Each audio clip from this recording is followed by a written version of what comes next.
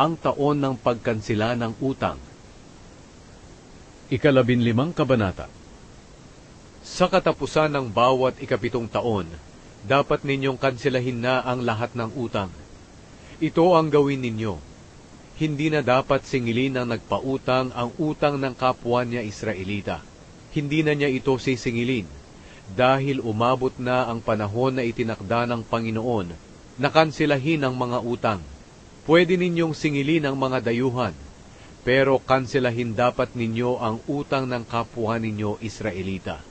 Kailangang walang maging mahirap sa inyo sa lupaing ibinibigay sa inyo ng Panginoon na inyong Diyos, na inyong aangkinin, dahil tiyak na pagpapalain niya kayo.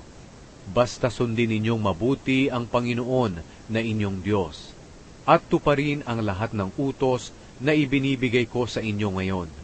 Pagpapalain kayo ng Panginoon na inyong Diyos, ayon sa ipinangako niya sa inyo. Maraming bansa ang mangungutang sa inyo, pero kayo ay hindi mangungutang. Pamamahalaan ninyo ang maraming bansa, pero hindi kayo mapamamahalaan. Kung may mahirap sa bayan ninyo, sa lupaing ibinibigay sa inyo ng Panginoon na inyong Diyos, huwag kayong maging maramot sa Kanya, kundi maging mapagbigay kayo at pautangin ninyo siya ng Kanyang mga pangangailangan. Huwag kayong mag-iisip ng masama, na dahil sa malapit na ang 7 taon, ang taon ng pagkakansela ng mga utang, hindi na lang kayo magpapautang sa mga kababayan ninyong mahihirap. Kapag dumaing sa akin ang mga mahihirap na ito dahil sa inyong ginawa, may pananagutan kayo. Magbigay kayo sa kanila ng bukal sa loob.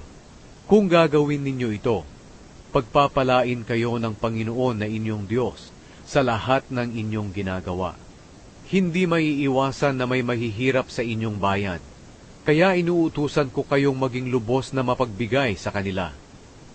Ang pagpapalaya sa mga alipin. Kung ang kapwa mo Hebreyo, lalaki man o babae, ay ipinagbili ang sarili niya sa iyo bilang alipin, at naglingkod siya sa iyo sa loob ng 6 na taon, kailangang palayain mo siya sa 7 taon.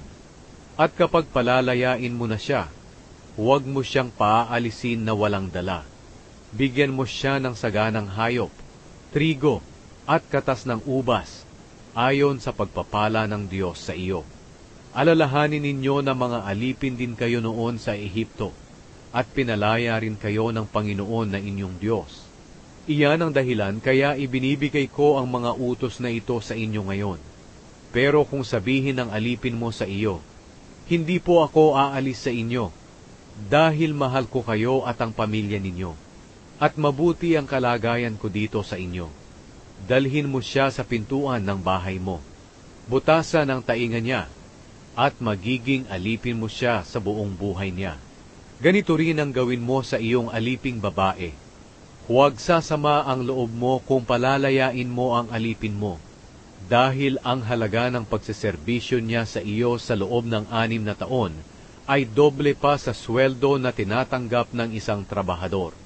Kung gagawin mo ito, pagpapalain ng Panginoon na inyong Diyos ang lahat ng ginagawa mo.